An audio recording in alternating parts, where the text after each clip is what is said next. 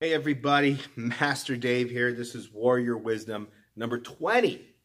Number 20 already. We're creeping along here. So our weekly series on what I feel about the martial arts and maybe examination of techniques or the culture or where it is like in the realm of the martial arts world today. Traditional arts versus non-traditional versus even MMA. Okay, so I have my notes here, and today we're talking about true colors. And what I mean by true colors is the black belt.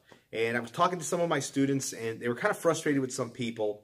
And I used to get frustrated with people about their black belt status or testing, and I learned not to anymore. I really don't get frustrated anymore because I've seen it so many times. And I tell my students and my top people, everyone's true colors always come out at 2 points. Usually right before black belt or after they test for black belt, but more likely right before black belt, you see their true colors.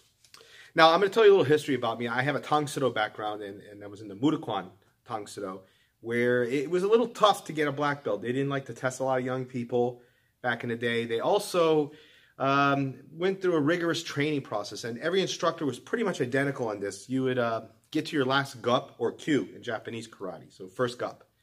And you would have to be that rank for almost a year. They would not even consider you testing for a year, time, and grade. And in that process, your instructor would be coaching you privately or in a group semi-private session for serious candidates only about getting to your black belt eventually. Not putting a time date or timestamp on it eventually. Said you're eligible at this point. There's eligibility. If you pass, then you have the right to take the test. So that's how it's supposed to work. Now, a lot of schools don't do that. That's fine. And I think about a majority of professional, traditional, or even like modern schools still do it that way. You know, you just can't give it to somebody. They have to earn it. Now, there are provisions in place for people with special needs. That's fine. There's provisions in place for certain abilities. And that's fine. It's fine. It doesn't take the black belt status down any. So there's always some key words. That was my background. I had to do all that, and for me, I personally, when I have someone at first gup status, I say, hey, you got to meet me every Saturday, 3 times a month for an hour. That's only 1 hour out of your whole day if you want your black belt. If not, then I can't help you because I'm not just going to let you go test. You have to do all these things for me, and then my tests are actually a 3-day camp, and they have to participate in it. So if they don't do that, they can't have a black belt. That's the way I look at it. And there's also some other provisions. But keywords I look for, someone comes up to me, when am I supposed to get my belt? When am I supposed to test? You know, it's not even like, how do I get it? You know, what do I have to do? It's, when do I get it? Those key words tell me something, and usually I'll say, never, because you can't talk to me like that.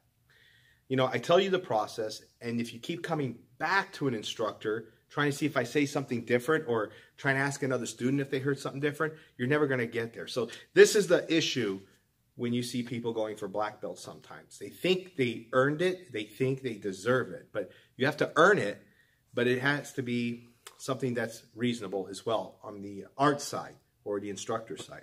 So looking at my notes here, it isn't something you deserve. Black belt is something that you earn, and that's something we have to convey to our students. Okay, so you earned it, then you can have it. Now, there are a lot of requirements you do have to go through. And I usually say this, that black belt is pretty tough and it should be tough. And some of the grades afterwards are not as hard until you get to like 4th and 5th degree. Then it get harder again. And then 6th degree is like your hardest test. And then after that, it's honorary, depending on the organization. So in today's society, our problem is everyone feels entitled that they should have it.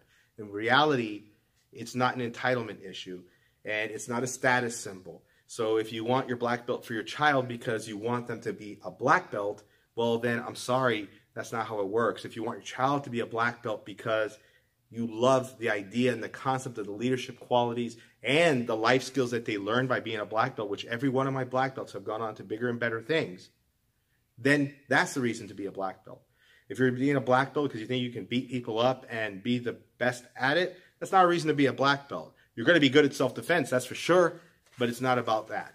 So remember, we just start at black, we don't end. It's a beginning to a new start in your journey. So that's it, guys. That's all I'm going to talk about today. True colors always come around just before that test. We always look forward to seeing you every week. Have a great, great, great week. See you next time.